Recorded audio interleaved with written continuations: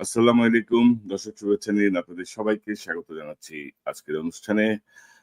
দর্শক, একটি জটিল পরিস্থিতি আবারও তৈরি হয়েছে। গত বছরের জুলাইতে যেমন হয়েছিল তেমনই একটি উম, একটি গোলমেলে পরিস্থিতির মত সৃষ্টি হয়েছে। আপনারা বুঝতেই পারছেন সার্বিক যে পরিস্থিতি সেটি বিশ্লেষণে। এবং গত ১২ই জুন ডক্টর ইউনূসের সাথে জনাব তারেক রহমান সাহেবের একটি বৈঠক হয়েছিল লন্ডনে। আজকে ১৪ই জুলাই, অর্থাৎ ১ মাস ২ দিন পার হয়ে গেছে। অ্যা এক সেই বৈঠককে নিয়ে যে উত্তেজনা, যে আলোচনা, তার পরবর্তীতে নির্বাচনের একটি সমঝোতার মতোই হয়েছিল। একটি বিএনপি রাজি হয়েছে যে ফেব্রুয়ারিতে নির্বাচন হবে। ডক্টর ইউনূস ফিরে আসার পরে গত ১ মাসে কোনো উল্লেখযোগ্য কার্যকর কোনো অগ্রগতি আমরা দেখি নাই। সেই একই লটবহর চলছে, সেই একই উপদেষ্টা পরিষদ, সেই একই রকমের কি বলবো লেথার্জিক কার্যক্রম, ধীরে সুস্থে হেলে দুলে। তো আ এই জায়গাটা আসলে ফলাফল শূন্য, এটা আমরা বলতেই পারি। এই বৈঠকের কোনো সুফল আমরা দেখছি না আরকি। মানে দৃশ্যমান কোনো সুফল। পাশাপাশি বড় শয়তানের ছকে চলছে নীল নকশার বাস্তবায়নের চেষ্টা। নানামুখী খেলা চলছে। তো এই বিষয়গুলো নিয়ে আজকে আমার সঙ্গে আলোচনায় যোগ দিচ্ছেন বিশিষ্ট কলামিস্ট, লেখক, অ্যা সাংবাদিক আ এবং মেরিন ইঞ্জিনিয়ার জনাব মিনার রশিদ। মিনার ভাই, আপনাকে স্বাগত জানাচ্ছি অনেকদিন পর। আসসালামু আলাইকুম। ধন্যবাদ করুন সারোয়ার ভাই, এবং এই অনুষ্ঠান এখন যারা দেখছেন এবং পরবর্তীতে যারা দেখবেন সবাইকে প্রীতি আর শুভেচ্ছা। মিনা ভাই, অনেকদিন পরে আপনাকে পেলাম। আপনার কাছ থেকে মূলত শুনবো। আপনার লেখাগুলো পড়ছিলাম আমার দেশের সম্পাদকীয়তে। তো কি মনে করেন? ধরেন ১ মাসের যেই ফলাফল আমরা দেখছি, মানে বৈঠকের ১ মাসের ফলাফল। ধরেন ফেব্রুয়ারিতে যদি নির্বাচন হতে হয়, যে গতিশীলতা আসা প্রয়োজন ছিল সরকারের, সেই গতিশীলতার কিছুই আসে নাই। অনেক ধরনের বিষয় এখনো অমীমাংসিত। অনেক রকমের বিষয় এখনো হাতি দেয়া হয়নি। তো সেই জায়গায় আপনি ফেব্রুয়ারিতে কিভাবে নির্বাচন করবেন? এখন আবার ধরেন যে ঘটনাগুলো ঘটছে, মানে আমরা যেটাকে বলতে যাচ্ছি বড় শয়তানের ছকে চলছে নীল নকশা বাস্তবায়ন। অর্থাৎ নির্বাচনকে পিছিয়ে দেয়া। আপনি দেখেন যে মিটফোর্ডের একটা ঘটনা ঘটলো ২ দিন আগে, আসলো ২ দিন পরে, এবং এত সুনিপুণভাবে একটাই ভিডিও আসছে। আর কোন ভিডিও কিন্তু আসে নাই। মানে ওই যে মারতেছে বাইরে একটাই ভিডিও আসছে। তো তার মানে হচ্ছে আ সেখানে ওই জায়গাটা হয়তো বিশেষ কোন গোষ্ঠী ঘিরে ছিল।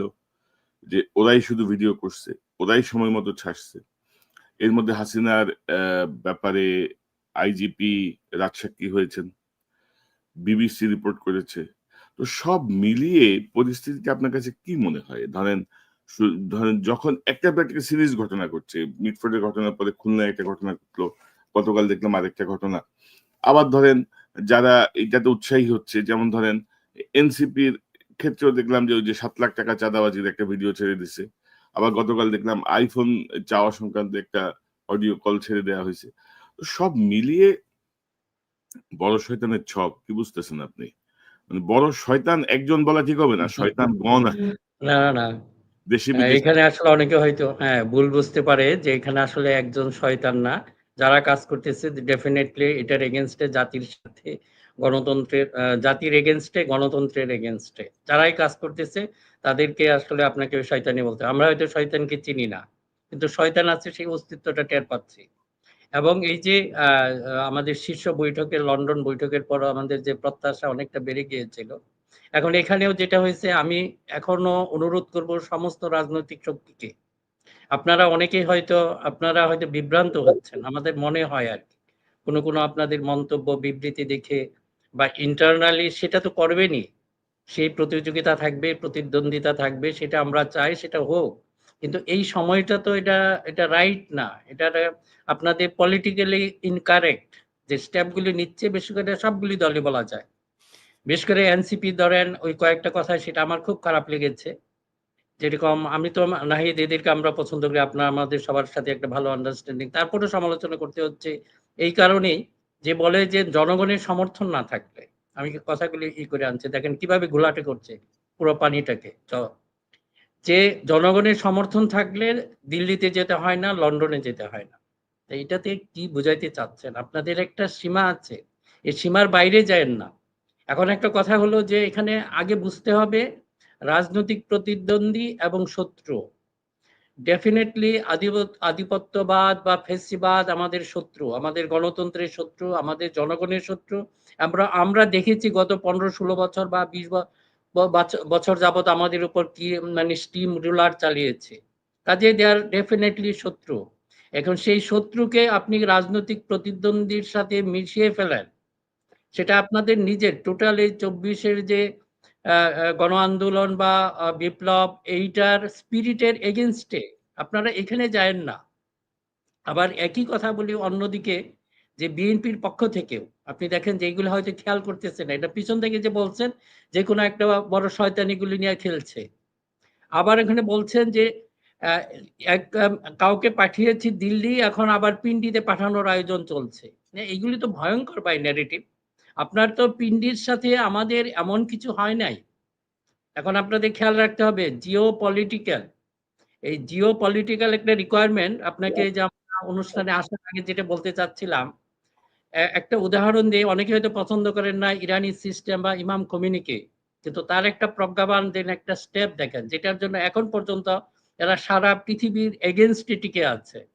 সমস্ত মানুষ, এমনকি মুসলিম বিশ্বেরও তো খুব একটা সমর্থন ছিল না, ইদানিং হয়তো কিছুটা এসেছে। এখন ওই সময়ে প্রথম যখন খোমেনির জাস্ট ওদের ওই বিপ্লবের পরপরই, তখন তাদের যে খোমেনির খুব কাছের একজন আয়াতুল্লাহ ছিলেন, আমি নামটা আমার মনে নাই, ওনার সাথে একটা দ্বন্দ্ব বেজে যায়। ওনার কথা হলো কি, যে আপনি এই যে একটা ইসলামিক বিপ্লবের পর যে সোলজারগুলি হবে, সৈনিক যারা হবে, তারা ইসলামিক ক্যারেক্টারিস্টিক সব বজায় থাকতে হবে, তাদের চরিত্র, তাদের আচরণ সেরকম হতে হবে, তা না হলে আমরা সৈনিক ওইভাবে পারবো না। উনি বলছিলেন যে আমাদের কোয়ালিটি মেনটেন করতে হবে, কোয়ান্টিটি না। কিন্তু খোমেনির কথা ছিল উল্টা। উনি বললেন না, আজকে এটা আমাদের জিও পলিটিক্যাল রিকোয়ারমেন্ট। আমি যদি বসে থাকি শুধু ওই ইসলামিক স্পিরিটের সোলজারের জন্য, আমি এই রাষ্ট্রকে প্রোটেকশন দিতে পারবো না, কাজেই আমাকে এদেরকে নিতে হবে। উনি যেহেতু একটু বেশি কি বলবো ইয়ার মধ্যে নৈতিকভাবে যে এটা আরেকটু ছিলেন, মনে করতেন যে এটা নৈতিক স্খলন হয়েছে খোমেনির, তারপরে ওনার বিরোধিতা করে এমন চরম বিরোধী হয়ে পড়েন। একইভাবে আপনাদেরকে আমি একটু অনুরোধ করব একটা জিনিস খেয়াল করতে, যে অনেকেই দেখে আমাদেরকেও সমালোচনা করে, একটা জিও পলিটিক্যাল রিকোয়ারমেন্ট আছে বাংলাদেশেরও। সেই জিও পলিটিক্যাল রিকোয়ারমেন্ট, আমাদের একটা শক্তিশালী একটা পলিটিক্যাল পার্টি দরকার। এটা হলো জিও পলিটিক্যাল। এখন এই মুহূর্তে যদি আপনার অন্যান্য রিকোয়ারমেন্ট, হ্যাঁ আমাদের নৈতিকভাবে খুব ভালো স্ট্রং একটা পলিটিক্যাল, হ্যাঁ এগুলি আমরা পরবর্তী ধাপে করব, this is not the time. এই যে অনেকের ভিতরে এই জিনিসটা দেখি, যে আমাদের এখন একমাত্র শক্তি আছে বিএনপি, এখন বিএনপি কে বলতেই হবে। এখন এই দলটাকে যদি আমরা বিভিন্নভাবে বিভ্রান্ত করি, তাদেরকে ঠিকভাবে ফাংশন করতে না দিই, কিন্তু একটা কথা হলেই আমরা দেখি যে, একটা খেয়াল করেন কনক ভাই, এটা অনেকে হয়তো বলতে পারবে এটা বিএনপির প্রতি দরদের জন্য না, আমি এটা বলছি আমি আমার দেশপ্রেম থেকে। আজকে যদি বিএনপি কে ধ্বংস করে ফেলে, that is our Jio political একটা রিকোয়ারমেন্ট ছিল, এটা আপনি ফিল আপ করবেন কিভাবে? এটা এই মুহূর্তে হবে না, প্রস্তুতি নাই। যারা এই যে বেশি উৎসাহী হয়ে পড়েছেন, বিভিন্নভাবে সেই মন্তব্যগুলি আসছে, যে আপনি যে কথাগুলি বলছেন যে 1 মাসের শীর্ষ বৈঠকের পর আপনারা যে এই যে জল ঘোলাটে করছেন, এটাতে কিন্তু কারো লাভ হচ্ছে না, আপনাদের ক্ষতি হবে। আপনাদের যে নৈতিকভাবে যে বললাম, আমি খোমেনির যে উদাহরণটা টেনে, আপনারা ওটা খেয়াল রাখেন যে জিও পলিটিক্যাল রিকোয়ারমেন্ট আমাদের এখন কি, সেটা আমাদের অবশ্যই খেয়াল রাখতে হবে। আর অন্যান্যগুলি তো এই সুযোগগুলি নিচ্ছে, বিশেষ করে রাজনৈতিক দলগুলির আমার কাছে খুব অপরিপক্ক মনে হচ্ছে যে আপনাদের মন্তব্যগুলি। এবং মিনার ভাই, আপনি যেটি বলছিলেন যে ধরেন মানে নতুন রাজনৈতিক দল এনসিপির প্রতি আমাদের কিন্তু ভালোবাসা এখনো মানে অটুটই বলা হ্যাঁ চলে। জি, এবং আমরা ধরেন চাই কারণ এরকম দলগুলি হোক। জি, জি, জি, এবং তাদের নেতাদের এখন যারা নেতৃত্বে আছেন তাদের একটা হিউজ অবদান ছিল। তারা নেতৃত্ব দিয়েছেন, জীবনের ঝুঁকি নিয়েছেন। কিন্তু পরবর্তীতে আমরা যেটা দেখলাম যে তারাও কিন্তু যে পুরান ধারার যে রাজনীতি, অর্থাৎ শেখ হাসিনার পালিয়ে যাওয়া আর তারেক রহমানের লন্ডনে যাওয়া, both are not same. সব কিন্তু একই ঘটনা না, কিন্তু তারা এটাকে নিয়ে আসে। এখন ধরেন রাজনৈতিকভাবে অনেক কথা বলতে হয়, প্রতিপক্ষকে ঘায়েল করার জন্য বা মাঠ গরম করার জন্য বা নেতা কর্মীদেরকে একটু চাঙ্গা করার জন্য। কিন্তু চাঙ্গা না, করতে ওই যেয়ে না চাঙ্গা লিমিট আছে, দ্যাট ইজ করতে এ যেয়ে লিমিট। হ্যাঁ, চাঙ্গা করতে যেয়ে আপনি একটা ঘটনার সঙ্গে আরেকটা ঘটনাকে এভাবে মিলিয়ে আপনি ইনফ্যাক্ট হুম। নিজেদের যে দৈন্য সেটি আপনি প্রকাশ করছেন। বা এটা ধরেন একটি নতুন রাজনৈতিক দল জেন জি যাদেরকে আমরা বলছি, একটা ইয়াং গ্রুপ তাদের কাছ থেকে এটা কোনোভাবেই প্রত্যাশিত না। এবং ধরেন যে ভাই চাঁদাবাজি বাংলাদেশে কোন দল করে না? বিএনপি অস্বীকার করছে আমরা চাঁদাবাজি করি না। মানে এখন এই সবচেয়ে ইয়ে অস্বীকার হলো, এই অস্বীকার করতো আওয়ামী লীগ। আওয়ামী লীগ চাঁদাবাজি হ্যাঁ, করতো, আকাম করতো, করতেছিল বিএনপি জামাত করছে। এখন এখন বিএনপি কি কোন ঘটনা অস্বীকার করছে? করে নাই। এবং আমি যেটা বলছি যে এটা না মিটফোর্ডের ঘটনাটা এ মূল আসামি কিন্তু বাদ দিছে, পুলিশ বাদ দিছে। মূল আসামি যারা। মূল আসামিদের ছবি কিন্তু এই যে নাহিদ, হাসনাত এদের সাথে তার ছবি দেখা গেছে। মূল যে আসামি যে মূল ঘটনাটা ঘটিয়েছে সে কিন্তু ছাত্রলীগের সঙ্গে রাজনীতির সঙ্গে যুক্ত ছিল। এবং সে কিন্তু আ ইয়ের সময় মানুষ মারছে। ওই যে আপনার আ গত আন্দোলনের সময় জুলাই। জুলাই বিপ্লবের সময় কিন্তু সে অস্ত্র হাতে মাঠে ছিল। তো এখন ধরেন আমি কি বলব যে এই ঘটনা এনসিপি ঘটাইছে? নো, আমি বলব না। কারণ কি? কারণ হচ্ছে যে তদন্ত হবে। একটা একটা ঘটনা বা দুর্ঘটনা অপরাধ। সে অপরাধের দায়টা বের করতে হবে আগে কারা করছে। আর পুলিশ কেন আসামির নাম বাদ দিল? মানে এটা অনুসন্ধান করবে কে? তারপরে ধরেন ইদানিং আমরা দেখছি যে আপনি প্রধানতম রাজনৈতিক দলকে আপনি নো হায়ার করে দিতে চাচ্ছেন। যেমন একটা আওয়াজ উঠছে না যে আওয়ামী লীগের পরে এবার বিএনপি। তো এরপরে কি? হুম। এই যে বিষয়টাকে আপনি কিভাবে দেখতেছেন? এই যে ধরেন মানে একটা বিরাজনীতিকীকরণ। হ্যাঁ, এটা এটা আসলে ট্র্যাপে বিরাজনীতিকরণের জিনিসটা হ্যাঁ, কিন্তু আমরা 111 এর পরেও দেখছিলাম কিন্তু, না? যে জি, সুশীলরাই জি, জি, জি।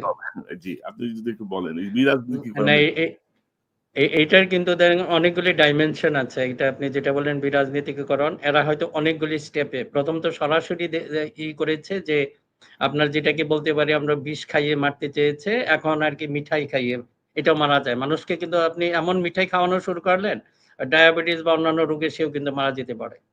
এখন এরকম অবস্থা হয়েছে আমাদের রাজনীতিকে কিন্তু ওই পর্যায়ে নিয়ে গেছে। কয়েকটা গ্রুপে, সবার ভিতরেই আমি এইজন্য বলব। বিএনপির মধ্যে বলেন, জামাতের মধ্যে বলেন, এনসিপির মধ্যে বলেন, কেউ এই ব্যাপারে সচেতন না। তারা এই যে পারস্পরিক কলহ বা যেটা লেগে গেছে, একটা লিমিট আছে। কনক ভাই, এটা হলো কি যে আপনার শত্রু থাকতে পারে। আমাদের যেটা রাজনৈতিক হয়তো শত্রু আছে, রাজনৈতিক প্রতিপক্ষ আছে। কিন্তু রাজনৈতিক শত্রু এবং এই যে প্রতিপক্ষ, আইদার আপনার হয়তো বন্ধু আছে, আপনার শত্রু আছে। আমি যে জিনিসটা বলতে যাচ্ছি। আর মাঝামাঝি জায়গাটা হইলো আরেকটা পরত বলেন, এটা হইলো প্রতিপক্ষ। এটা কিন্তু আমাদের এই ৩ টা রাজনৈতিক দলকেই খেয়াল রাখতে হবে। যে আপনাদের সবার কমন শত্রু কিন্তু এখনো আড়ালে আছে। এরাই কিন্তু দেখেন এই যে আপনার যখন এই যে ইয়ার ঘটনার মিটফোর্ডের ঘটনাটা হলো, তখন এখানে যে শুধু আ জামাত বা এনসিপি এটা অংশগ্রহণ করেছে প্রচারে তা না। এখানে কিন্তু পেছন থেকে আওয়ামী লীগও অংশগ্রহণ করেছে। আবার দেখবেন সেই এই দলটাই আবার যদি এই জামাতের বিরুদ্ধে কোনো কিছু হয় তাহলে হুম, এরা চলে আসে বিএনপির সাথে। মানে এই সমস্যাটাকে আরো একটু বড় করে তুলে ধরে। তো এই ব্যাপারে যদি আপনারা সচেতন না থাকেন, অনেক ব্যাপারে যেটা হয়েছে কি একটু ভালো করে ইনভেস্টিগেট বা অনুসন্ধান না করে আমরা সেই প্রচারণায় অংশগ্রহণ করি। এইটা হয়ে গেছে। এই যে বিরাজনীতিকরণ বললেন, এটা দে আর সাকসেসফুল। ওই পিছন থেকে যে বড় শয়তানের কথা বলেছেন সে কিন্তু অ্যাক্টিভ, সেই ১-১১ থেকেই। অ্যান্ড ওই গ্রুপটা কিন্তু এখনো সক্রিয়। বিভিন্নভাবে এটা আসছে। কখনো বন্ধু সেজে, কখনো শত্রু সেজে, এবং সে একসাথে সব কাজগুলি করছে। কিন্তু হয়তো আমাদের রাজনৈতিক দলগুলি এই ব্যাপারে খুব একটা সচেতন না। এজন্য আমি সবাইকে অনুরোধ করব, যখন আপনারা এই যে পারস্পরিক কাদা ছোড়াছুড়ি করেন, this is not the time. আপনাদের কিন্তু এখনো যে মূল টার্গেট অ্যাচিভ হয় নাই। দেশে গণতন্ত্র এখনো যদি বলেন এখনো ফিরে আসে নাই। এটা একটা জায়গায় রাখা হয়েছে। এতে সেফ কাস্টডি বলেন আমাদের গণতন্ত্র, বললাম যে doctor Yunus it is in safe custody. কিন্তু এখনো কিন্তু গণতন্ত্র আসে নাই। এই অ্যাচিভ না করা পর্যন্ত যদি আপনারা এই কাদা চোরাচুরি শুরু করেন, তাহলে কিন্তু এটা কারোর জন্যই ভালো হবে না।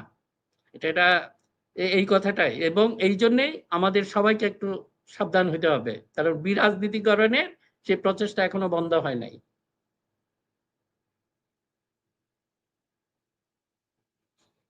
শোনা যায় না আপনার।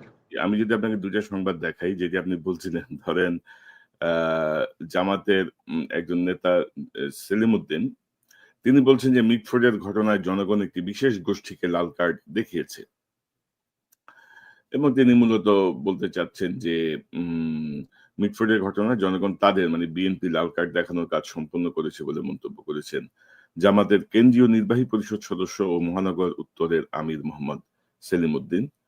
আবার ধরেন বিএনপির পক্ষ থেকে আবার ধরেন বলা হচ্ছে যে জামাত চরমোনাই পীর ও এনসিপির কঠোর সমালোচনা করলেন মির্জা আব্বাস। অর্থাৎ ধরেন যে এই মিটফোর্ডের এই ঘটনাটার পরে অ্যা তিনি বলছেন যে পুরান ঢাকার মিটফোর্ডে ব্যবসায়ী লালচাঁদ হত্যাকাণ্ডের ঘটনায় গ্রেপ্তার হওয়া মাহিনের সঙ্গে জাতীয় নাগরিক পার্টি, এনসিপি নেতাদের ছবি রয়েছে, বিএনপির সঙ্গে নয়। অর্থাৎ দেখেন যে একটা অপরাধমূলক কর্ম ঘটেছে। একটা অপরাধ হয়েছে। একটা মানুষকে বীভৎস নৃশংসভাবে হত্যা করা হয়েছে। পুরো পৃথিবীর কাছে বাংলাদেশের ভাবমূর্তি নষ্ট হয়েছে। বাংলাদেশ ছোট হয়েছে কিন্তু। অপরাধ তো অপরাধই। তো এখন ধরেন এই অপরাধের যেই রাজনৈতিক সংশ্লিষ্টতা, সেটি নিয়ে দেখেন একটা ধরনের কামড়াকামড়ি শুরু হয়ে গেছে কিন্তু। এই যে ধরেন এই যে জায়গাটা প্লাস ধরেন বিশেষত জামাতকে কিন্তু ধরেন সবাই মনে করতো যে অত্যন্ত দল মানে কি বলবো আ ডিসিপ্লিন, সুচিন্তিত, সুসংগঠিত। ডিসিপ্লিনড এবং সুচিন্তিতভাবে তারা পদক্ষেপ দেয়। তো জামাতও আপনি যদি দেখেন যে আফটার 5th অগাস্ট হাসিনা পালায় যাওয়ার পরে একবার হাসিনারে ক্ষমা করে দিচ্ছে, একবার আওয়ামী লীগরে ক্ষমা করে দিচ্ছে, একবার বিএনপিরে আক্রমণ করতেছে। মানে তাহারা কি করিবে তাহারাই বুঝিতে পারিতেছে না। এমন একটা অবস্থা আরকি। তো এই অবস্থা কেন হইল বলেন তো? সমস্যাটা কোথায়? মানে ধরেন যে irresponsible স্পিচ যা বলে আরকি। আপনি একেকটা হুম, কথা বলছেন, আবার আপনি দুঃখ প্রকাশ করছেন, আপনি ক্ষমা চাচ্ছেন, আপনি আবার ব্যাখ্যা দেওয়ার চেষ্টা করছেন যে, "না আমি আসলে এভাবে বলি নাই, এভাবে হইছে।" যে বিষয়গুলো কিন্তু জামাতের ক্ষেত্রে আমরা অতীতে দেখি নাই। তো মানে জামাতের বিষয়টাকে আপনি কি মনে করেন? ধরেন তারা ধরেন ১৬ বছর ধরে বিএনপি জামাত কিন্তু গালি শুনে আসছে উভয় দলই। যা কিছুই হয়েছে বিএনপি জামাত। তো সেখানে এসে তাদের মধ্যে একটা প্রচ্ছন্ন বিভাজন। পাশাপাশি হুম, জামাতের জায়গাটা আমি যদি বলি যে বর্তমান যে বৈশ্বিক রাজনৈতিক পরিস্থিতি, মানে ইসলামিক রাজনীতি বা ইসলামিক কোন শক্তি যে কোন দেশে যদি কি বলবো শ শক্তিশালী অবস্থান তৈরি করার চেষ্টা করে, তার consequences কি হইতে পারে বর্তমান বিশ্ব প্রেক্ষাপটে? মানে এখানেও তো তাদের মধ্যে কোন কৌশলী কোন অবস্থান আমরা দেখছি না। বাংলাদেশের মানুষ ধর্মভীরু, ধর্ম পালন করে। কিন্তু কেউ হুম, হুম। ওই জামাত বা পীরতন্ত্র বিশ্বাস করে খুবই কম। মানে আপনি হয়তো সোয়াবে আশায় অনেক জায়গায় যেয়ে বসে থাকে। কিন্তু ভোট দেওয়ার সময় তারা তাদের মতো করে সিদ্ধান্ত নিয়ে ভোট দেয়। আপনি একটু যদি বলেন ইসলামিক এই পলিটিক্স হ্যাঁ, কেমন? এখন আসলে যে টোটাল এটা আপনার গ্লোবাল থেকে বিচ্ছিন্ন না। যে ইসলামিস্ট বা এটা ধরেন হচ্ছে এখন আন্তর্জাতিক পরিসরে কিছুটা গ্রহণযোগ্যতা আছে। ইনিশিয়ালি যে অবস্থায় ছিল সেই অবস্থায় নাই। এবং এটার মধ্যে কিছুটা অ্যাডজাস্টমেন্টও আছে। যদি ধরি এখন এগিয়ে আছে ধরেন এরদোগান টার্কির, তারপরে হয়তো মালয়েশিয়ার আনোয়ার ইব্রাহিম। উনাদেরকে কিন্তু একটা পলিসি আছে। তারা একটু এটা কি বলবো একটু কাস্টমাইজ করে ফেলেছে। Islamic মুভমেন্টটারে with the Democratic norms এর সাথে এবং সাধারণ মানুষের কাছে। এখন মনে করেন যে একটা এই কথাটা আমি আমার গতবারের লেখায় এটা উল্লেখ করেছি যে এখন ইসলামিস্টদের মধ্যে একটা বেসিক যে সমস্যাটা এখনো রয়ে গেছে, মানুষের আস্থার জায়গাটা। আপনি যেটা বললেন ওটার চেয়ে বড় কারণ হলো, মনে করেন উনার ডেমোক্রেটিক ওয়েতে নির্বাচিত হলো। তাহলে এটাকে কি উনারা ইসলামিক বিপ্লব ভাববেন কিনা? এবং পরে যদি পরবর্তী সময়ে ক্ষমতা ছাড়বেন কিনা ডেমোক্রেটিক ওয়েতে। এই আস্থাটা এখনো কিন্তু উনারা নিজেরাও সেটা শো করতে পারেন নাই বা এটা কাজ করতে পারেন নাই এবং একইভাবে মানুষেরও সেই আস্থা এখনো সৃষ্টি হয় নাই। এই কাজটা উনাদের করতে হবে। হ্যাঁ, আপনি যদি এখন ডেমোক্রেসির জন্য কোনো সমস্যা নাই। ডেমোক্রেসি এটাকে ইসলামকে থ্রেট মনে করবে না। কিন্তু আপনাকে সেই জায়গায় যেতে হবে। যেটা আনোয়ার ইব্রাহিম দেখিয়েছেন কিংবা এরদোগান উনারাও দেখিয়েছেন। এখন যদি জামাত ওইভাবে যেতে পারে বা অন্যান্য ইসলামী দলগুলি যেতে পারে আমার তো মনে হয় না কোনো সমস্যা হবে। কাজেই ওনারা এই সমালোচনাগুলিকে আমি এটা ইয়ার ক্ষেত্রে বললাম যে এগুলি একটু ভেবে দেখা দরকার। আর বর্তমান যেটা ওয়ার্ল্ডে কিন্তু একটা নেগেটিভ ধারণা সেটা আছে। একটা ভীতি আছে। সাধারণ মানুষের একটা ভীতি আছে। কিন্তু আপনাদের অ্যাকশন যদি ওই ভীতিটা আরো বাড়িয়ে দেয়, সেটা তো মনে হয় যে আপনারা আপনার আদর্শের ক্ষেত্রেই কি বলবো যে এক ধরনের আ বৈপরীত্য দেখিয়েছেন। আচ্ছা, আচ্ছা একটা কাজেই বিষয় আপনাদের একটু হ্যাঁ, যে আদর্শের কথা তো বলতেছেন, একটা বিষয় একটু বলি। হঠাৎ করে দেখলাম যে মানে জামাত চরমোনাই এক হয়ে গেছে। মানে আমার হুম, কাছে বিষয়টা ধরেন একটু অবিশ্বাস্যই মনে হচ্ছে আরকি যে এইটাও দেখতে হবে। আপনার মনে আছে নিশ্চয়ই যে এরশাদ বিরোধী আন্দোলনের সময় হাফিজ হুজুর সাহেবও ট্রাই করছিল সবাইকে এক প্ল্যাটফর্মে আনতে। তখনও কিন্তু ঈমান আকিদা বিষয়ক কারণে কিন্তু ইসলামিক দলগুলা কিন্তু দেখেন কোরআন হাদিস সব এক কিন্তু ঈমান আকিদার জায়গায় তারা কিন্তু কেউ কাউকে হুম, বিশ্বাস হুম। করে না। মানে এই আসে না আরকি। তো হঠাৎ করে এই যে উম একীভূত হওয়া, একত্রিত হওয়া এবং ধরেন যে হাসিনার যে প্রচারণা যে আওয়ামী লীগ না থাকলে অ্যা বাংলাদেশ জঙ্গি রাষ্ট্র হয়ে যাবে এবং এখনো ধরেন বিভিন্ন ইস্যুতে যেভাবে আমাদের হেফাজত, আমাদের ইসলামিক দলগুলোকে কিন্তু একটা গ্রুপ ব্যবহার করে কিন্তু। শুধু তাদেরকে মাঠে নামায় ওই ছবিগুলো পশ্চিমা বিশ্বে পাঠায় যে দেখো অবস্থা বাংলাদেশে। তো এই ঈমান আকিদা আবার ঠিক হয়ে গেল। মানে এটার পিছনে কি কোন নীল নকশা, বড় শয়তানের কোন কারসাজি, প্রেশার, কৌশল কি মনে করেন? মানে হঠাৎ করে অনেকে এইখানে আমার মনে হয় যে কয়েকটা জিনিস এখানে আছে। ধরেন আসলে ওই বিএনপির সাথে যেহেতু জামাতের একটা দূরত্ব সৃষ্টি হয়ে গেছে, এইজন্য হয়তোবা বিএনপির উপর একটা চাপ তৈরি করার জন্যে সেটা হয়তো জামাতের পক্ষ থেকে সেটা করা হয়েছে। আর চরমোনাইয়ের পক্ষ থেকে চরমোনাইকে যদি আমরা খুব ক্লোজলি স্টাডি করি, ওনাদের অতীত ইতিহাস, তাদের যে আনুগত্য বা তাদের যে তাদের উপর কতটুকু আস্থা রাখা যাবে, এটা মনে হয় না যে জামাতে খুব একটা রাখতে পারবে বা খুব একটা কমফোর্টেবল হবে না। চরমোনাইয়ের সাথে যে জামাতের ঐক্যটা খুব কমফোর্টেবল হবে না। বরং তাদের একা থাকায় আমার মনে হয় যে সেটা ভালো হবে। যদিও তারা এটা করছে আপনার কিন্তু ওই ভয়ে আপনি যে কথাটা বললেন। আর এইগুলি তো পলিটিক্যালি এগুলো তো হতেই পারে। যুগ-বিয়োগ হতেই পারে। তাই না? না যোগ-বিয়োগ হতে পারে কিন্তু হঠাৎ করে এই যে হঠাৎ করে ঈমান আকিদা ঠিক হয়ে গেল সবার এটা হচ্ছে প্রশ্ন আরকি এবং ধরেন যে কথাবার্তা আসতেছে মানে ইসলামিক দল তো ভাই ইসলামিক মানে কিছু জিনিস ফলো করে, তাই না? মানে হুম, হুম, ইসলামিক আইডিওলজির জায়গাটায় উ এতদিন ধরে দেখলাম যে মিল নাই, মিল নাই। ওরা ভুল পথে আছে। হঠাৎ করে এক হয়ে গেল। এগুলো আসলে একটু চিন্তা করার বিষয় আরকি। তো মিনার ভাই হঠাৎ করে আমরা দেখছি যে ধরেন এই যে মানে আমি কিন্তু বিভিন্ন সময় বলেছি যে এই সরকার কিন্তু নানা রকম অস্থিতিশীল পরিবেশ সৃষ্টির চেষ্টা করে। মানে কোর্ট করছে মানে বা করানো হচ্ছে। যেমন ধরেন সচিবালয়ে হঠাৎ করে চাকরির বিধিমালা অধ্যাদেশ, হঠাৎ করে মুক্তিযোদ্ধা অধ্যাদেশ, হঠাৎ করে এইটা। তো যে কাজগুলো হওয়ার কথা ছিল ১ মাসের মধ্যে, ইদানিং যখন ধরেন নির্বাচনের বিষয়টা নিয়ে যখন একটা প্রস্তুতি বা সামনে এগিয়ে যাওয়ার ব্যাপার আসছে, তখন আপনি দেখবেন যে হঠাৎ করে ১৮ জন বিচারককে বরখাস্ত, মানে অবসর, বাধ্যতামূলক অবসর। গতকাল দেখলাম ৪ জন পুলিশকে বাধ্যতামূলক অবসর। আজকে আবার দেখলাম হচ্ছে কি যেন? এই যে আজকে আবার দেখলাম আ মানে কি বলবো? ওই যে অনেকের আপনার প্লট আ বাতিল করে দিছে। এই যে আমি যদি আপনাকে দেখাই। যুগান্তরের সাবেক সচিব, বিচারক সহ ১২ জনের ফ্ল্যাগ বরাদ্দ উম বাতিল করল গৃহায়ণ মন্ত্রণালয়। অর্থাৎ ধরেন মানে আপনি কার্যকর জায়গাগুলোয় আপনি পিছায় আছেন। আপনি এতদিন যখন করেন নাই, আপনি ব্যাখ্যান্ত দেন। আপনি সুষ্ঠুভাবে নির্বাচনের দিকে যান। এবং যেসব গ্রাউন্ডে এই যে পুলিশকে বরখাস্ত করা হয়েছে, বলা হইছে দীর্ঘদিন অনুপস্থিতির কারণে। এরা তো পালাইছে। আপনি দীর্ঘদিন অনুপস্থিতিটাকে আপনি সামনে নিয়ে আসলেন। কিন্তু গণহত্যার সময় এরা যে যুক্ত ছিল, সেই অপরাধে আপনি কিন্তু ১১ মাসের মাথায় এসে বরখাস্ত করছেন, তাও হচ্ছে অনুপস্থিতি। তো ১৮ জন বিচারক আজকে আমার দেশেই একটা রিপোর্ট দেখলাম যে, মানে বিচারকদের 80% এখন হচ্ছে আওয়ামী লীগের বিচারক। আওয়ামী লীগের অপরাধীদেরকে পুলিশ ধরে দেয়, এরা জামিন দিয়ে দেয়। একজন আমাকে বলছিলেন যে 164 এর মানে স্বীকারোক্তিমূলক জবানবন্দি বা মূল আসামির বক্তব্য থাকার পরেও মানে নির্দ্বিধায় জামিন দিয়ে দিচ্ছে কোর্ট। তো কি মনে করেন? এই যে আজকে আবার ধরেন আমাদের আসিফ নজরুল আবার বলছে যে উম আইন উপদেষ্টা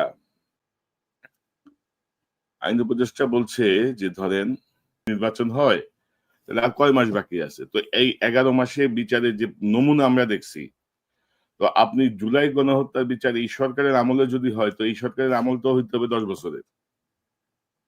না, এখন আসলে তাদের মূল কাজ যেটা ছিল যে নির্বাচনের দিকে যাওয়া। কিন্তু আমাদের ধরেন একটু সুশীল বলেন বা সাধারণ মানুষের একটা সমর্থন পাওয়াতে এরাও মনে হয় যে এগুলি সব ভুলে গেছে। তো এইটা আল্টিমেটলি ক্ষমতার মনে হয় এক ধরনের স্বাদ আছে। কারণ ডক্টর ইউনূসের ভিতর উনার জন্য এটা খুব একটা কিছু না, কিন্তু বাকিদের জন্য অনেক কিছু। কারণ এরা যতটুকু আমার কাছে যেটা মনে হয়, এটা বললে আবার অনেকেই অপছন্দ করেন।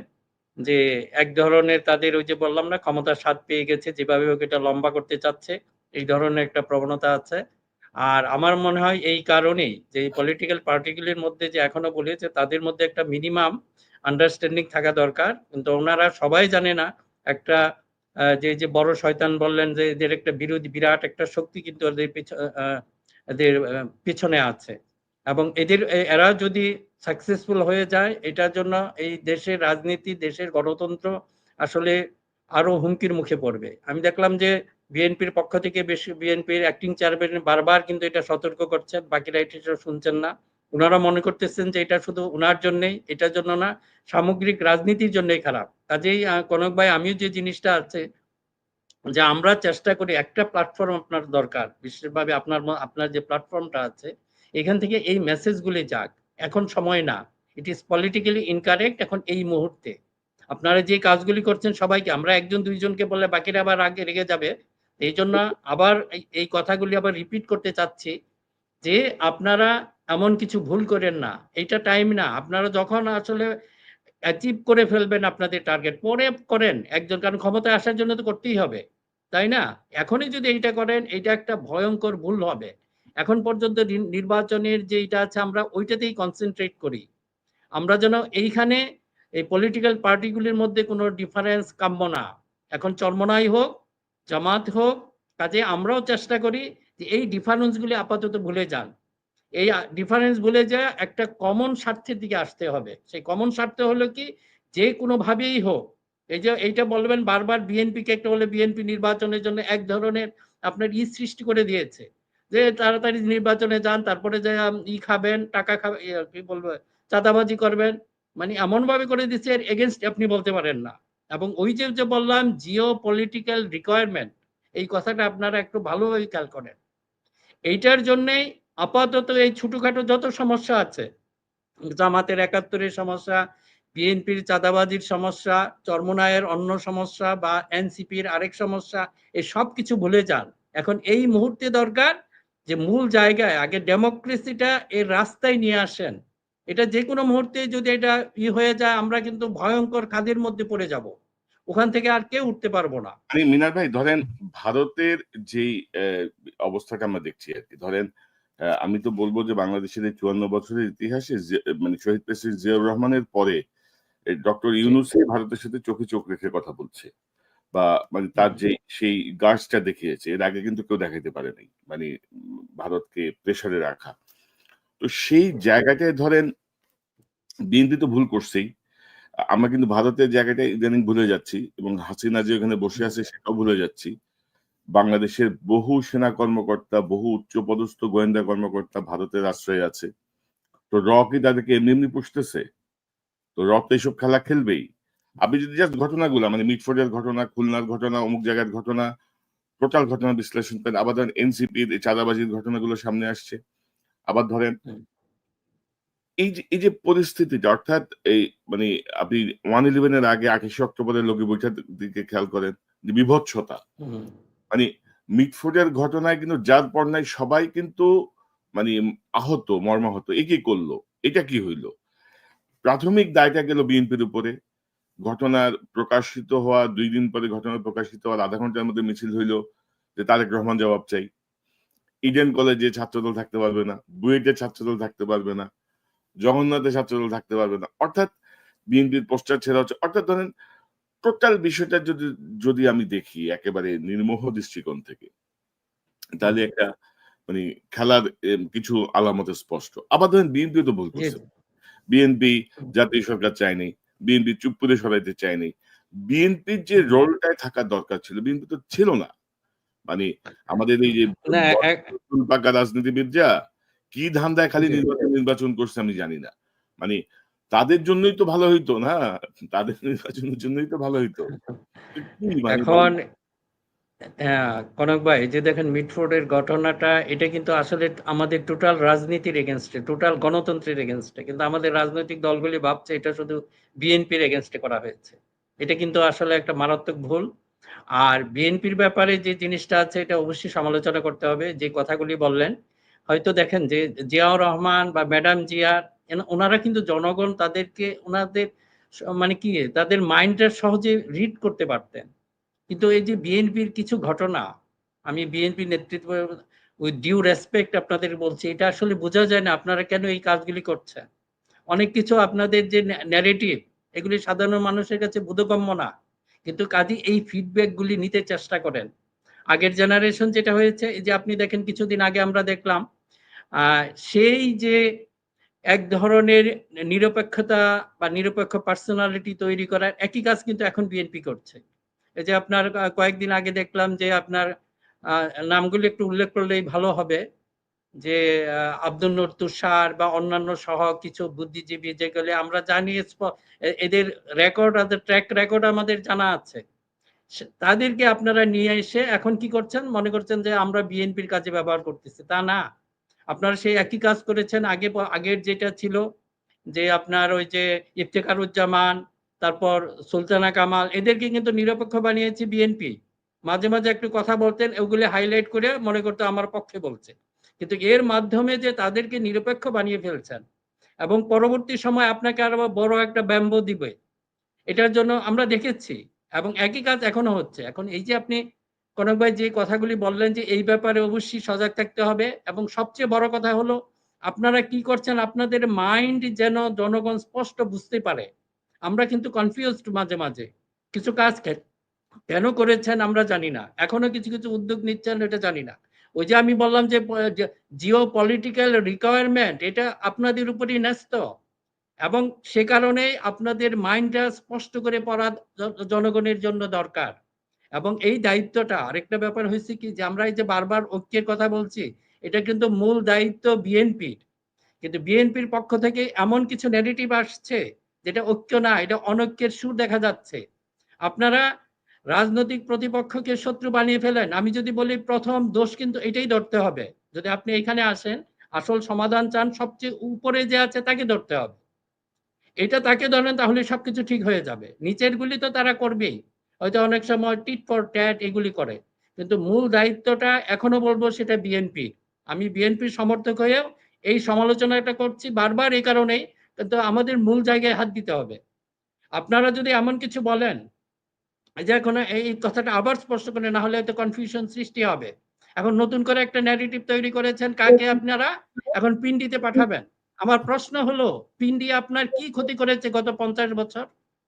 হ্যাঁ, এটা হয়তো অনেক সময় বলার সময় আমরা বলি দিল্লি না পিন্ডি, এটা একটা আমাদের ইয়ে এসে গেছে সাধারণ, এটা হয়তো কোনো মিন করে না। কিন্তু আপনি যখন কাউকে পিন্ডিতে পাঠাতে চান, জামাত ইসলামকে দেখতে পারেন না, তাকে পিন্ডিতে পাঠাতে হবে কেন? পিন্ডি কেন অ্যাকসেপ্ট করবে জামাত ইসলামকে? জামাত ইসলামের সাথে আমার তো মনে হয় না যে পাকিস্তানের যে সম্পর্ক, বরং বিএনপির যে সম্পর্ক, বিএনপির যে 19 দফার মধ্যে 16 দফায় 16 নম্বর দফাটা একটু ভালো করে পড়ে দেখেন। এখানে বলছে যে সমতার ভিত্তিতে আন্তর্জাতিক সম্পর্ক হবে, দেশগুলির সাথে সম্পর্ক সৃষ্টি হবে এবং মুসলিম দেশগুলির সাথে সম্পর্ক উন্নয়ন করতে হবে।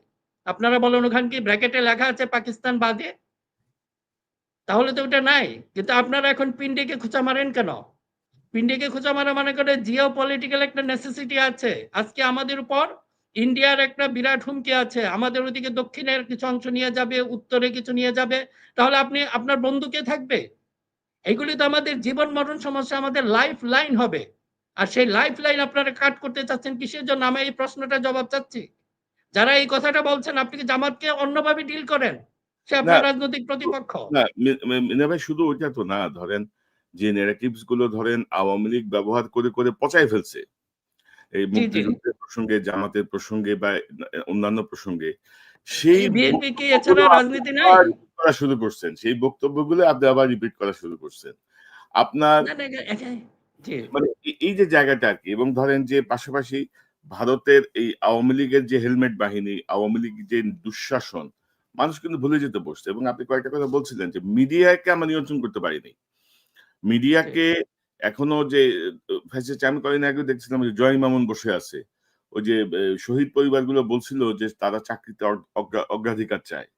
এই যারা হুম, জুলাই শহীদ পরিবারগুলো। জয় মামুন দেখি যে এক পোস্ট দিয়া বসছে। এই হচ্ছে গিয়া কোটা না মেধা, মেধা না কোটা, এদের সে টিজ করতেছে। অর্থাৎ মানে এই জাতীয় বদমাশের সংখ্যা কিন্তু কম না। আনিস আলমগীর আরেকটা। এগুলা কিন্তু ঘাপটি হুম, মেরে বসে আছে কিন্তু। এরা মানে মিডিয়া ম্যানিপুলেট করে কিন্তু পুরা পৃথিবী ওলটপালট হয়ে যায়। মিডিয়া ম্যানিপুলেশন এর কারণে। মিডিয়া যদি কোন কিছু ম্যানিপুলেট করতে চায় সংঘবদ্ধভাবে, তো সেই জিনিসটা হুম। আবারও কিন্তু হচ্ছে। বিএনপির কিছু গর্দভের দল বিভিন্ন জায়গায় বসে আছে, এগুলা কিছু বুঝেও না। মানে এগুলা কিছু বুঝেও না, লাফায় শুধু।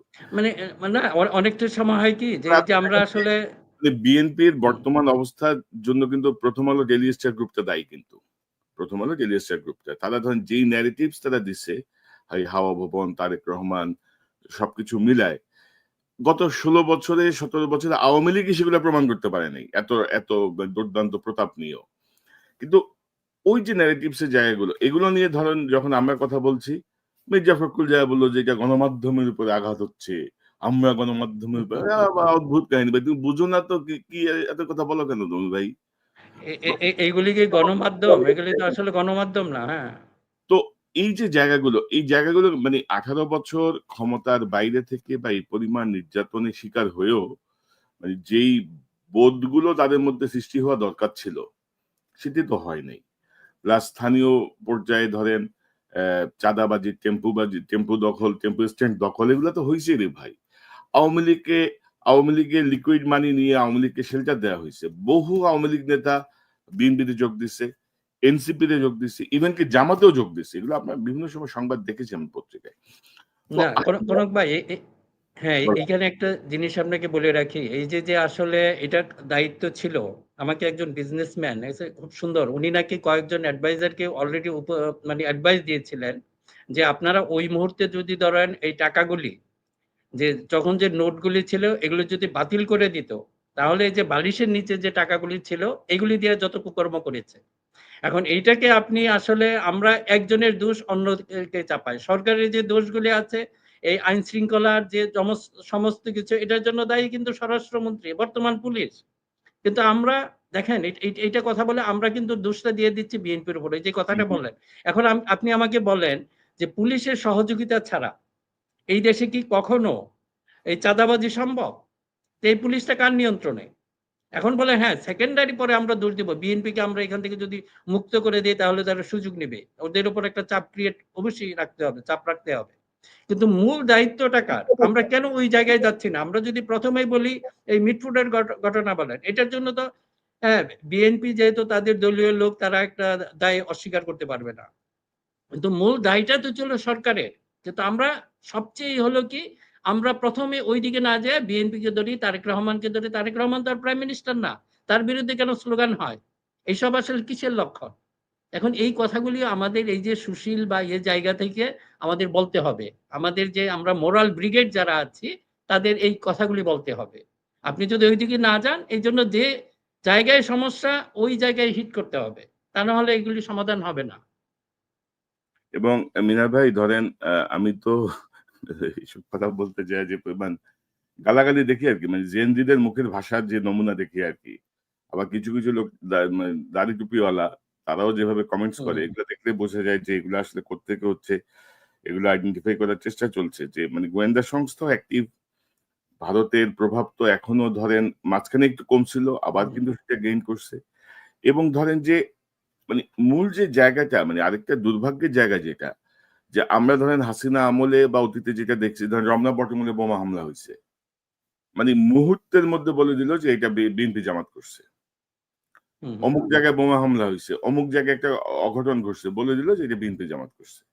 তো এখনো ধরেন এই এনসিপি বলেন বা বলেন, একটা ঘটনা ঘটছে, বলল যে এটার সঙ্গে বিএনপি যুক্ত। আরে ভাই, আমার বাংলাদেশের প্রয়োজনে তো এটা রুট কজ এ আমার যাইতে হবে। আমার যেতে হবে না? যে কেন? মানে এখানে তো হামলাকারীর এখন দেখা যাচ্ছে একটা সে একসময় আওয়ামী লীগ করত। পরে সে এনসিপির সঙ্গে ছবি-টবি তুলে এনসিপির ভিতরে যোগ দিচ্ছে। গতকাল দেখলাম ওই সন্ত্রাস বিরোধী মিছিল থেকে আরেক খুনিকে ধরা হয়েছে, মাহিন। তো বলা হচ্ছে এটা এনসিপি মিছিল ছিল, যদিও আমি এখনো ওইভাবে নিশ্চিত না এটা এনসিপি মিছিল কিনা। কিন্তু এই যে প্রধান যে রাজনৈতিক দলগুলা বিএনপি, জামাত, অন্যান্য দল বা নতুন এনসিপি, এদের মধ্যে কামড়াকামড়ির সুযোগ কিন্তু আরেকটা গ্রুপ নিচ্ছে। এই জিনিসটাই কেউ বুঝতেছে না।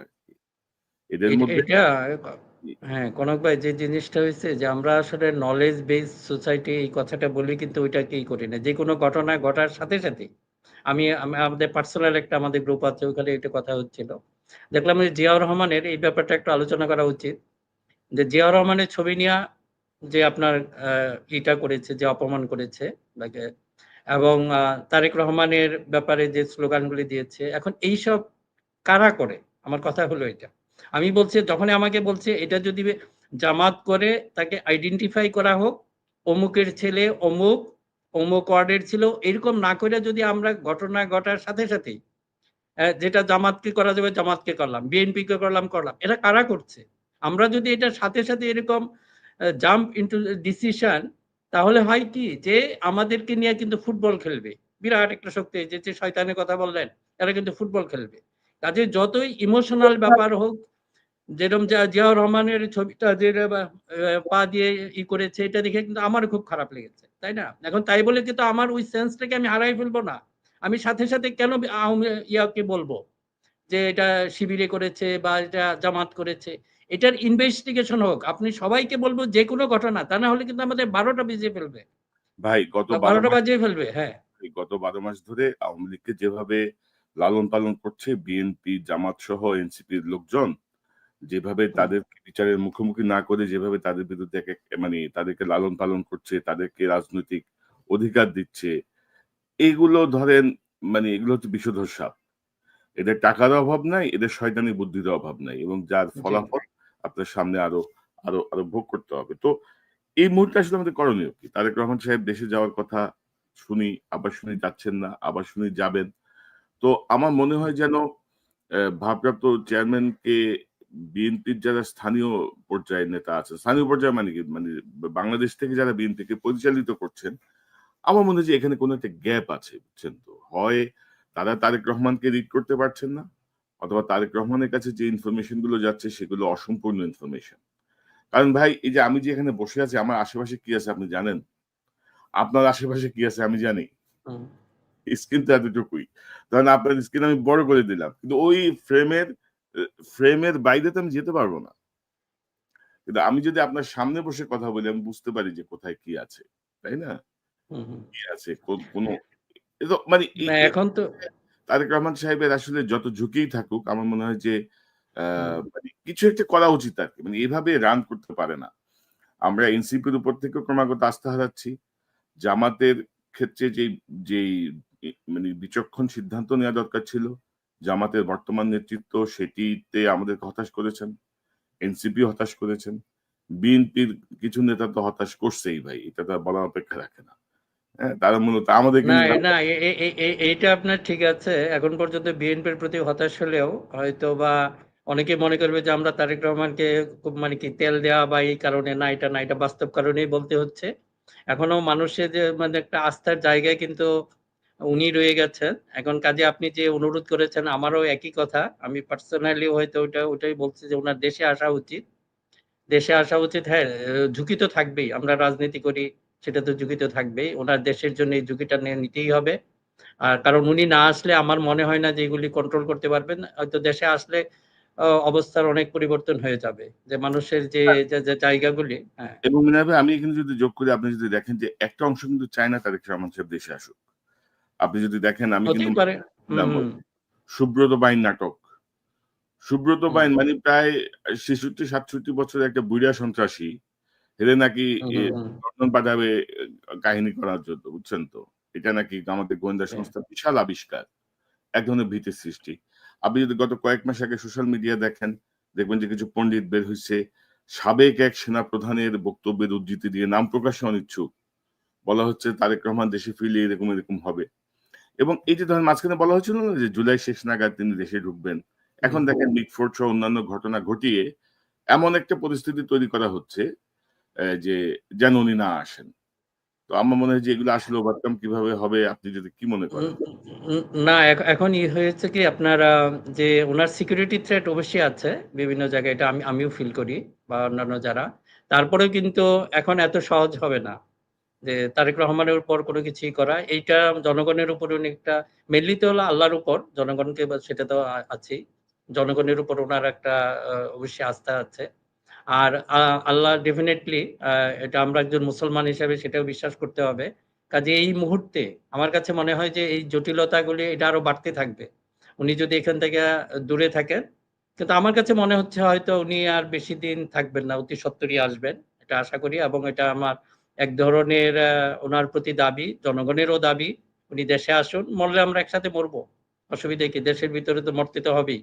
উনি ওই নিয়ে আসলে সেটা জনগণ সবচেয়ে বেশি উদ্দীপ্ত হবে, এবং এটার জন্য এবং অনেক রাজনৈতিক জটিলতা দূর হয়ে যাবে। কারণ উনি বাইরে বসে ওই যে কথাটা বলেন, ছোট্ট ফ্রেম থেকে কিছু দেখেন, উনি পুরো ফ্রেমটাকে যখন দেখতে পারবেন, ওনার অ্যাকশন নেওয়া খুব সহজ হবে। ওনার আন্তরিকতা আছে। এই যে বললেন যে চাঁদাবাজির ব্যাপারে অবশ্যই উনি ডিনাই করেন নাই, ৪,০০০-এর উপরে কিন্তু অলরেডি শাস্তি দেওয়া হয়েছে। উনি আর কি করবেন? ওনার তো যা করার মেক্সিমাম করে ফেলেছেন। এখন যদি প্রশাসন হাতে থাকতো, এবং এই কথা বললেও, হ্যাঁ বলেন। ভাই ধরেন এই ৪,০০০ বহিষ্কারের মধ্যে সরকার কয়জনকে অ্যারেস্ট করছে? ২ টা হ্যাঁ, ঘটনা সেটা তো সরকারের দায়িত্ব ছিল। ধরেন ওই যে চাঁদাবাজদেরকে ধরছে বা কোন সন্ত্রাসীকে ধরছে, স্থানীয় পর্যায়ে দেখা গেল যে তাদেরকে আবার থানা ঘেরাও করছে। এটা হয়, এটা সব আমলেই হয়। ঘেরাও করে না, কাউকে ছেড়ে এইটা তো করছে আপনার ওই লোকাল যারা ওদের লোকাল যারা সাপোর্টাররা। লোকাল হ্যাঁ, সাপোর্টাররা। তো কিন্তু আপনি পার্টি থেকে জি। না দল আমি থেকে আমি কিন্তু জাস্ট এটা এটা করা বলতে নাই। যাচ্ছিলাম যে আপনি লোকাল সাপোর্টারদের থানা ঘেরে আপনি আসামি ছাড়বেন কেন? আপনি সেনাবাহিনী হুম, হুম। ডাকেন, গুলি করেন প্রয়োজনে পায়ের মধ্যে যে ভাগ। বিএনপি কি কোন হস্তক্ষেপ করছে? এই বহিষ্কারের পরের দায়িত্ব তো সরকারের। সরকার কি বিএনপিকে আরেকটা হেলমেট বাহিনী বানাতে চাচ্ছে? যে দেখো তোমাদের জন্য সব ফ্রি, তোমরা যা খুশি তা করো। দল বহিষ্কার করলে আমরা হুম। তোমাদেরকে কিচ্ছু বলব না। তোমরা তোমাদের কাজ চালায় যাও।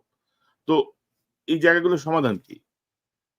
না, এখন কনক ভাই, যে এই যে জিনিসটা হয়েছে যে আমাদের এটা আমি আবার বললাম যে এই যে টেম্পোবাজি বলেন বা এগুলি বলেন, যে এই যে প্রচারণা যেটা হয়েছে, এটা তো সত্যতা অবশ্যই আছে, এবং এটার বিরুদ্ধে যে একটা, এটাকে ব্যবহার করা, প্রচারণা না বলে যে এই জিনিসটাকে হয়তো আমাদের শুধুমাত্র যে বিএনপির এগেনস্টে ব্যবহার করা হচ্ছে তা না। আপনারা কিন্তু খেয়াল রাখেন, এটা কিন্তু আমাদের টোটাল সামগ্রিক রাজনীতি, আমাদের গণতন্ত্রের এগেনস্টে ব্যবহার করা হচ্ছে। এটা আপনারা বুঝতে পারতেছেন না, যারা মনে করতেছেন এখান থেকে অনেকে হয়তো ফায়দা নিতে চাচ্ছেন, পলিটিক্যাল ফায়দা বা অন্যান্য, এটা কিন্তু একটা মারাত্মক ভুল হবে। সবাইকে একসাথে যেতে হবে এবং এইগুলি স্বীকার করতে হবে। আপনার যেটা হয়েছে যে ডিনায়াল অফ দ্য ট্রুথ এখন আর সম্ভব না। এখন বিএনপি হোক বা যে কোনো দলই হোক, এগুলি তো আপনি কিভাবে রাখবেন? আপনার যদি 18 কোটি মানুষের হাতে এখন প্রায় আপনার ক্যামেরা আছে, এরা সিটিজেন জার্নালিস্ট হয়ে গেছে, যে কোনো কিছু তুলে ফেলবে। কাজেই এখনকার প্রেক্ষাপট এটা কিন্তু যারা পরবর্তী ক্ষমতায় আসবেন, তাদেরকে কিন্তু অবশ্যই ভাবতে হবে এটাকে কিভাবে ডিল করবেন। শুধু এখন যে গণমাধ্যম শুধু না, গণমাধ্যমকে ডিল করা, সামাজিক সোশ্যাল মিডিয়াকে ডিল করা, এটাকেও কিন্তু আপনাদের পলিসির মধ্যে নিতে হবে। তা নাহলে কিন্তু এটা একটা আসলেই খুব জটিল অবস্থা হয়ে দাঁড়াবে। আর এই কারণে আমি সবার প্রতি অনুরোধ থাকবে, আপনারা এই ছোটখাটো যে ডিফারেন্স এগুলি থাকবেই, আপনি এটা কখনোই করতে পারবেন না। কিন্তু এইগুলি আমাদের ভুলে যে আমাদের বৃহত্তর স্বার্থে এক হতে হবে। আমরা যদি এই কাজটা না করি, কিন্তু যে ক্ষতি হয়ে যাবে শুধু বিএনপির হবে না, এটা কিন্তু সবারই হবে। এবং যদি এই যে কচুকাটা যে হবে, যেটা এটা আমরা তো জানি সম্ভাব্য, এটার হাত থেকে কেউ রক্ষা পাবেন না, রাইট। এবং এরা ভয়ঙ্কর, আমরা দেখেছি। কাজে এইগুলি রাজনৈতিক প্রতিপক্ষকে শত্রু বানায়েন না, আর শত্রু মিনিমাইজ করে ফেলেন। আর এটা, হ্যাঁ, এটা সময় আছে। আপনি আগে টার্গেট অ্যাচিভ হয়ে নেই, আমাদের গণতন্ত্র ফিরে আসুক, পরে গণতান্ত্রিক ফাইট বা আমরা সেটা করবো, একজন আরেকজনের সাথে করবোই। কারণ আমি ক্ষমতায় যেতে চাই, আপনিও ক্ষমতায় যেতে চান, আর কিন্তু আপনার এটা না, this is not the time. হচ্ছে সোশ্যাল মিডিয়া কন্ট্রোল করা বা সোশ্যাল মিডিয়ার করা মানে গালাগালি করা না। মানে মা-মাসি ধরে হুম, হুম, গালাগালি করলেই মনে করে যে মানে অতীতের ধারাবাহিকতা আরকি। মনে করে যে ডিসি হুম, গাইল্লায়। আরে বেটা মানে this is not the way. এবং বিএনপিতে ধরেন হুম, এ স্থায়ী কমিটির সদস্য সহ কিন্তু আমাদেরকে গালাগালি করে। হ্যাঁ? মানে এটা এক ধরনের হুম, মজা হুম, পাইছে আরকি। এরা বুঝেই নাই যে বহু রক্তচক্ষু অতিক্রম করে আমরা এই কাজগুলো করে যাচ্ছি গত ১৫ ১৬ বছর ধরে। তো যাই হোক এগুলা ধরেন হয় কি একটা একটা দল যখন কিছু শেখে না বা বাংলাদেশের জনগণও তো খুব সহজে বিভ্রান্ত হয়ে যায়, মানে ভুলে যায় অনেক কিছু। তো সেই জায়গাটা থেকে আমি জানি না আমরা যে চেষ্টাগুলা করছি সেই চেষ্টার সুফল আসলে আমরা ওইভাবে পাচ্ছি না।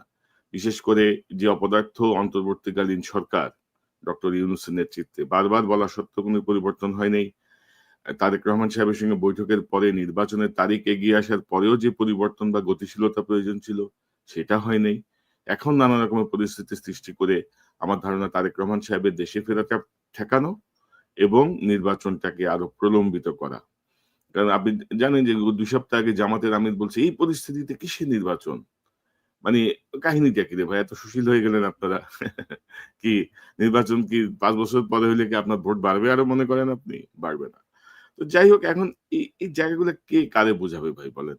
এখন আমাদেরকে না, এবং এই কারণেই কনক ভাই যেটা হয়েছে যে এটা সমস্ত সমাধান হবে যদি তারেক রহমান উনি দেশে ফিরে আসেন, তাহলে পরিস্থিতি অনেকটা নির্বাচনমুখী হয়ে পড়বে। আমার কাছে যেটা মনে হয়, আই ফিল দিস ওয়ান। এবং জামাত সহ অন্যান্য যারা আছেন, আমি পজিটিভ অর্থে আপনাদেরকে বলবো যে আসলেই এখন কি বলবো, সামগ্রিকভাবে আপনারা তাকান যে বিএনপি বিপদে পড়লে আপনার যে লাভ হবে এটা কিন্তু না, এটা কিন্তু খেয়াল রাখেন। পিছনে গিয়ে যে অনেক কিছু আছে সেটা হয়তো আপনিও জানেন না। কাজেই বিএনপি বিপদে পড়লে জামাতের লাভ হবে, ক্যালকুলেশন কিন্তু সহজ না, কিংবা এনসিপি লাভ হবে, এটা সহজ না। বিপদ সবার একসাথেই আসবে। এবং কাজে ধরেন সবার প্রতি অনুরোধ। হ্যাঁ, আমি তো পার্সোনালি বা আমরা কয়েকজন মিলে কিন্তু আমরা কিন্তু ইউনূস সাহেবকে কিন্তু সমর্থন দিচ্ছিলাম কিন্তু। আমরা চাচ্ছিলাম যে সিস্টেমের পরিবর্তন হোক। কিন্তু ইউনূস সাহেবের এই মোটিভেশনাল স্পিচ ছাড়া, মোটিভেশনাল কথাবার্তা হুম, ছাড়া, কাব্যিক কথাবার্তা ছাড়া উনার অ্যাডমিনিস্ট্রেটিভ কোনো কিছুই আমরা আসলে পাইনি। যার ফলে আমি খুবই বিরক্ত হয়ে উঠছি। মানে এইভাবে দেশ চলে না আরকি। আপনি নোবেল লরিয়েট ডক্টর ইউনূস, আপনার ব্যক্তিগত ক্যারিশমা হুম। অনেক কিছুই থাকতে পারে। কিন্তু সরকার পরিচালনার দায়িত্ব নেয়ার পরে আপনার কাছে আমার বাকি সব মানে পর্দার আড়ালে চলে যাবে। আপনার বর্তমান ভূমিকাই চলে আসবে। সেই জায়গাটায় আপনি আসলে কি করছেন? এবং আপনি এখনো সে অপদার্থগুলারে নিয়া হাল চাষ করতেছেন। আপনি মহান। আপনি কেন্দ্রিক আবর্তিত হচ্ছে আরকি। মানে আপনি হাইলাইটেড। আপনার পেছনের একদল মানে কতিপয় ছাগল ধ্বংস করে দিচ্ছে সবকিছু। ২-১ জন আছে ভালো কাজ করছে। কিন্তু সেটা হাতে গোনা। এতটাই নগণ্য যে রাষ্ট্রের সাথে এই রাষ্ট্রের যেই পরিবর্তন, এত জীবন দানের পরে, এত অ জনসম্পৃক্ত বিপ্লবের পরে এই জাতীয় মানে লেথার্জিক কার্যক্রম সমর্থন করার কোনো কারণ নাই আরকি। কোনই কারণ নাই। এবং আপনার এই বিপ্লবই আপনারা ভুলে গেছেন কিনা কে জানে। মানে এই যে এরকম একটা বিপ্লব পরবর্তী আসছেন সেটাই ভুলে গেছেন কিনা আল্লাহ মালুম। তো এই হচ্ছে গিয়ে অবস্থা আরকি। তো না ভাই আপনার সর্বশেষ মন্তব্য শুনি। আমাদেরকে ভাই গাইল্লা শেষ করে ফেলাইতেছে বুঝছেন তো। আর ওই হুম, হাসিনা হুম। আমলে বলতো লন্ডন থেকে টাকা আসে। এখন স্পেসিফিক বলতে পারে না কোত্থেকে আসে। হ্যাঁ, কি যেন বলে? এ এ কত টাকা পাইছো? ব্যবসায়ী। হুম, কত টাকা পাইছস? বুঝছেন তো? বিএনপি সমালোচনা করেন, বিএনপি গাইল্লা শেষ করে ফেলাবে। এনসিপি তে হুম, কিছু হুম, বলেন, এনসিপি গাইল্লা শেষ করে ফেলবে। বিএনপির পক্ষে কিছু যাক, এনসিপি জামাত মিলে গাইল্লা শেষ করে ফেলাবে। ভাই এইগুলা কি ধরনের জিনিস দাঁড়াচ্ছে? এই মানে না। ১ বছরও তো পুরে নাই। এই পরিমাণ রক্ত এবং এই পরিমাণ জীবনের পরে, এই হুম, পরিমাণ অসহিষ্ণুতা, এই পরিমাণ ব্যক্তিকেন্দ্রিক মানে আত্মকেন্দ্রিক বা নিজেই ক্ষমতায় যাবো, হ্যান করব, ত্যান করব। এটা কি মানে কোন কথা হইলো বলেন তো? আচ্ছা, আমার সর্বশেষ যে কথাটা হলো যে আজকে তো অনেক সমালোচনা করেছি, যে আপনাদের সবার প্রতি অনুরোধ থাকবে যে এই সমালোচনাগুলি এটা হলে আমরা কারেক্টিভ। আপনাদের ধ্বংস করার জন্য করি না। আপনারা যেগুলি করেন বা পিনাকিদা এবং ইলিয়াস, অনেকে হয়তো বিএনপি নট কমফোর্টেবল। হয়তো পিনাকিদার একটু সমস্যা, আমি একটু রিকোয়েস্ট করব যে উনাকে, যে এই যে আমাদের এটা বুঝতে হবে, আমরা যদি এই যে বললাম জিও পলিটিক্যাল রিকোয়ারমেন্ট, এখন এটাকে যদি, হ্যাঁ আমরা পারফেক্ট চাই, পারফেক্ট সেটা হয়তো পরবর্তী সময় হতে পারবে। কিন্তু যেটা আমরা সমালোচনার জন্য কোনো টোটাল ইনস্টিটিউশনটাকে যেন আমরা না করি। আমার যে রিকোয়েস্ট হলো, আর আপনাদের প্রতি যেটা করে এগুলো আসলে না বুঝে করে, আমি বলবো যে অনেকেই যেটা করছে কিন্তু টপ লেভেল থেকে, আপনি যেটা বলছেন হয়তো অনেকেই করে মিড লেভেলে আমি বলবো। না কিন্তু মিনার ভাই বিএনপির। এগুলা নিয়ে আমাদের কোনই মাথা ব্যাথা নেই। আপনি যা খুশি তা করেন। আমি জানি যে আমি কি করছি। আমি জানি যে জি, আমি এটা আমি আপনার ইয়ার সাথে আপনি হ্যাঁ, তাই না? সো আপনার আপনার কথায় কিছুই যায় আসে না। কারণ এইসব যদি আপনি ধরেন হাসিনার আমলে তো মানে গোয়েন্দা সংস্থার পেইড এজেন্টরাই কাজ করছে। মানে আমাদেরকে হুম, ডিমোরালাইজ করার জন্য। তো এখনো সেই প্রক্রিয়া অব্যাহত আছে। গোয়েন্দা সংস্থা যে উর্জ হইছে সেটা আমি বলছি না। তারাও আছে। আওয়ামী লীগ আছে। মানে সব মিলায় যে পরিস্থিতিটা আরকি। এবং আরেকটা গুরুত্বপূর্ণ বিষয় জাস্ট একটু হাইলাইট করে আমরা অনুষ্ঠানের শেষের দিকে শেষ করব। ধরেন গতকাল আ ব্যা তৈরি আর এবার একটা মামলা করছে একজন তার আবেদনের উপরে তুই রুল দে। কি কারণে হুম, তোর এই যে চিহ্নিত ওই যে হাসিনার ভাগ্নি টিউলিপ তারটা সহ কেন স্থগিতাদেশ দিতে হবে? সে তো এই মামলায় এখনো পক্ষভুক্ত হয়নি। তাই না? মানে দেখেন এগুলা কিন্তু সব কিন্তু খেলা কিন্তু। আমরা ওভারঅল কিন্তু মনে করি যে ও আচ্ছা দিছে হাইকোর্ট। কিন্তু কি মানে এটা নিয়ে কে কথা বলবে বলেন তো? ওইখানে তো মুরুব্বি আসিফ নজরুল বসা। মুরুব্বি আসিফ নজরুল বুঝে এগুলা? হুম। নাকি সেই করাইতেছে আল্লাহই জানে। তো যাই হোক মিনা ভাই আপনাকে অসংখ্য ধন্যবাদ। আপনার লাস্ট মন্তব্যটা একটু শুনি। হ্যাঁ, যেটা বলছিলাম যে আপনাদের ব্যাপারটা যে জিনিসটা আমার মনে হয় যে জনগণ সেটা বুঝতে পারবে। আর আমরা যদি আল্টিমেটলি দেশের ভালো চাই, দেশের গণতন্ত্রের ভালো চাই, কাজেই এটার মধ্যে সমস্যা হবে না। একটু ডিফারেন্স থাকবেই। কিন্তু এই ডিফারেন্সটা যেন স্থায়ী কোনো ক্ষতির কারণ না হয়। সেটার দিকে আমরা যদি সবাই খেয়াল রাখি তাহলে আর কোনো সমস্যা হবে না। আর আপনারা যে কাজগুলি করছেন আপনাদের বিশেষভাবে ৩ জনের উপর অনেকেই খুব নাখুশ সেটা থাকবেই ইন্ডিভিজুয়ালি। কিন্তু আমার শুধু অনুরোধ থাকবে যে আমরা যেন ওই ইনস্টিটিউশন গুলিকে ধ্বংস না করে দেই। হুম, এটা এমন সমালোচনা যেন না করি যেটার ওটা ক্ষতি হবে। জি। ঠিক আছে, ভালো থাকবেন। মিনা ধন্যবাদ। রশিদ আপনাকে অসংখ্য ধন্যবাদ আপনার মূল্যবান অংশগ্রহণের জন্য। আপনি একটু ফ্রি থাকেন নিয়মিত আপনি যেন পাই আগের মতো। আপনি অনেক ব্যস্ত হয়ে আচ্ছা গেছেন। ঠিক আছে। বাট আমরা নিয়মিতভাবে আপনার বিশ্লেষণ শুনতে চাই, কথা বলতে চাই। আপনাকে অসংখ্য ধন্যবাদ। দর্শক এতক্ষণ যারা অনুষ্ঠান শুনলেন নিশ্চয়ই আপনি আলোচনার মর্মার্থ উপলব্ধি করতে সক্ষম হবেন। আ